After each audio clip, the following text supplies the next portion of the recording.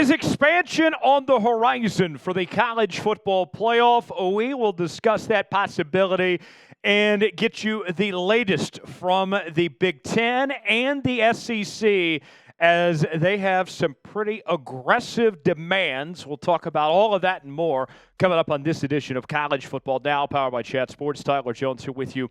Thanks for joining us. Before we go any further in today's show, folks, it's been a minute since we had a college football video here on Chat Sports, and so I was talking to the bosses, and I said, hey, I would love to do some more college football content here on the channel, and they said, Tyler, here's what we need from you.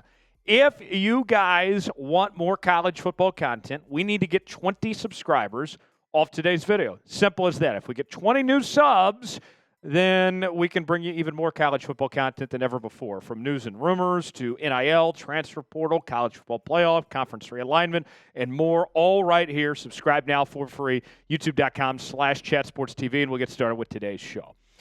Here is what you need to know. The SEC and the Big Ten are pushing for an expanded playoff of either 14 or 16 teams. And this comes just after the CFP expanded this year to 12 teams. We have a very small sample size at this point, but that is not stopping the SEC and the Big Ten from pushing forward with even more teams. What the SEC and Big Ten would like is to have 4 automatic bids for the top 4 teams in the SEC and the top 4 teams in the Big Ten Conference, and it would separate them from the rest of the power conferences, as they would only give 2 automatic bids to the Big 12 and 2 to the ACC. And although most people point to the SEC and Big Ten as being the power 2, this would be the first that we would see it officially in terms of privilege that the SEC and Big Ten would be getting in the playoff structure. They're also proposing 1 auto bid for the top group of 6 conference champion. And then, based on if it's 14 or 16 teams, that would allow 1 or 3 at-large bids for the final college football playoff spots to make the field. So the question that's out there, do they need to do this? And the answer is no. They don't need to do anything. Personally, I would like to see the 12-team format continue and get more of a sample size and figure out if we need to expand it. I think it's too early. But with that said, because the SEC and the Big Ten have all the power right now, they can and they will expand this because it comes down to the almighty dollar. There's too much money left on the table for them not to want to capitalize and expand this thing. And we are entering a new age in college football. The SEC and the Big Ten have all the power right now. And the SEC and the Big Ten can threaten the rest of college football and say, look, if you don't give us what we want, then we can go break off and we can create our own college football playoff, and we don't need you. And as long as the SEC and Big Ten can threaten that to the rest of college football, they are going to dictate and control and get everything they want because of that power that they have. Simple as that. Greg Sankey was asked recently about the idea of expansion, and he said if I was just representing the SEC, we'd still have a 4-team playoff. It was neither our idea, nor was it our commentary, nor was it our need, even post-expansion. My view is the 12-team playoff last year helped everybody's regular season or brought people into the conversation. From my seat, we've deployed leadership in a responsible way. So, while he says one thing, his actions clearly state another here. So let's ask you, our pinned comment today, should the college football playoff expand? What do you guys think? Type Y for yes, in for no. You might get an ad break while the ad's playing. Get your votes in. Let us know if you think the playoffs should expand or not. Personally, I'm all for having more games, all right? I would like to see the playoff eventually expand.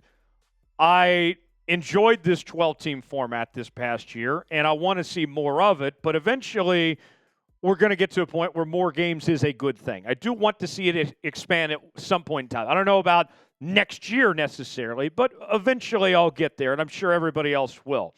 But let's call it like it is here, folks. This is a money grab. That's all it is. This is a money grab by the SEC and the Big Ten and the powers that be to get every single dollar they can squeeze. This is not about improving the state of college football.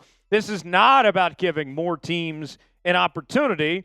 This is simply about chasing that almighty dollar that's out there. With more games means more money available for these schools and conferences to make.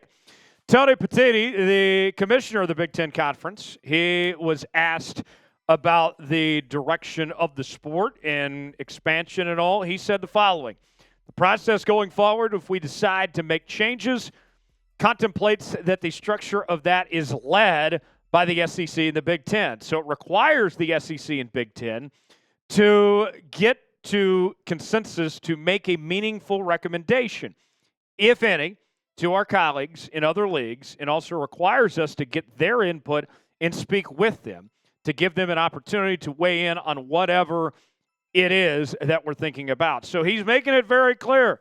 The SEC and the Big Ten, they're the ones calling the shots. They are the big dogs now that this is their sport. So what changes could be on the horizon here? Not only is the playoff potentially looking to expand to 14 or 16 teams, there's also a push to change the buys and seeding of the current format, where the SEC and Big Ten champions could be the only ones to get those coveted first-round buys, and also would cost the Big Ten and ACC money because they wouldn't have a spot locked up and that money guaranteed already. They're asking those leagues to give up essentially a playoff win and money to get what they want. The SEC is also considering going to a 9-game league schedule. And although the SEC has not wanted to do this for many years, there have been talks with ESPN about paying them more money in order to do so. And there's a little added incentive that the Big Ten and the SEC are talking about a football challenge of sorts in their non-conference, where they would guarantee one of their non-conference games to be a head-to-head between Big Ten and SEC teams. And the Big Ten is not going to want to do that unless the SEC goes to 9 conference games to make it more fair and even when you're comparing their teams for their playoff resumes.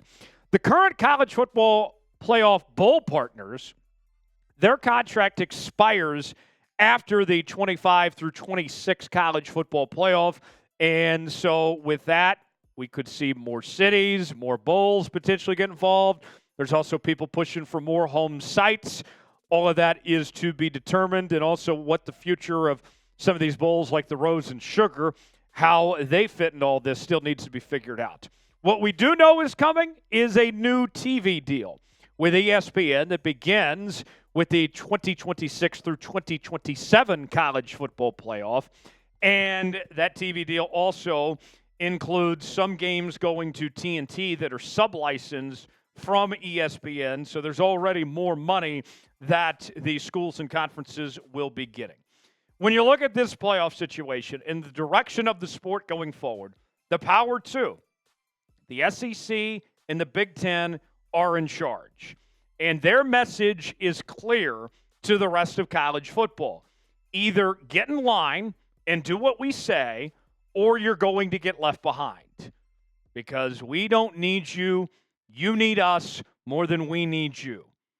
And that's the simple message. It's rough, and it sucks for a lot of people involved. For the majority of the college football landscape that's not in the SEC and Big Ten, but that's the reality of it. And it's going to make things harder on teams in the Big 12, the ACC, and these other leagues, especially when a conference like the Big 12, for example, is being asked like, hey, we're going to do this, and we're going to take away your first-round bye, your guaranteed revenue, and you're going to have to deal with it. And Brett Yormark, he's not too happy about the direction the SEC and the Big Ten want to take the sport. He said this recently: I do not have the appetite to give up any financial reward that comes with a bye.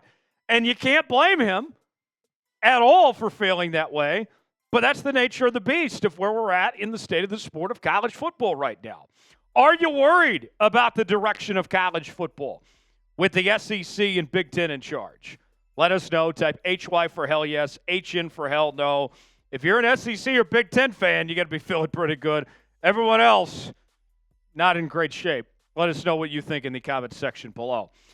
Folks, you may have heard, it is a bit cold outside, and I can't think of a better time to get a hoodie to support your favorite team than right now. And you can get yours today at chatsports.com/CFB hoodie. We have all of your favorite teams covered. Not only do we have hoodies up to 50% off, we have free shipping available as well. You can go see for yourself. Chatsports.com/CFB hoodie to get yours today. The link is in the comments and description of today's video. That's up to 50% off plus free shipping. Go to chatsports.com/CFB hoodie. So then the next question becomes, if the Big Ten and the SEC are going to make these strong demands and basically control the sport, at what cost? At what cost is it still worth it to the SEC and the Big Ten, where they can get what they want, but also not destroy the game we love, the greatest sport on the planet of college football? Will this alienate the audience out there? If you're the Big Ten and the SEC, sure, you have all the power here, but we saw what the ratings were for the college football playoff this year. The numbers were not good. There was a lot of excitement about going to a 12-team format, but there was no results to show for it when time actually came around for the college football playoff. So if you're going to make all these demands and all these pushes, how much is it worth it to hurt the sport and others with these decisions you're making? Stuart Mandel of The Athletic, he laid it out this way: the Big Ten and the SEC have by far the most national brand programs between them that will always get the highest TV ratings and the biggest crowds. But they also comprise just 25% of all FBS schools. It's not generally a winning formula to alienate 75% of your customers, but the two ruling parties are only governing for themselves. And here's the bottom line. This is earned by the SEC and the Big Ten. They have had the best performances on the football field over the last couple of decades. They did what they needed to do to earn those TV contracts that the SEC got with ESPN and ABC, with what the Big Ten got with NBC, Fox, and CBS, and what they've been able to do to attract these other big schools from these major conferences, with the Big Ten getting the 4 schools from the Pac-12, Oregon, Washington, USC, and UCLA, and with what the SEC did, bringing Oklahoma and Texas aboard. I'll say this: you may hate what they're doing, but they've earned the right to have this seat at the table based on the power moves they've made while everyone else has stood back behind.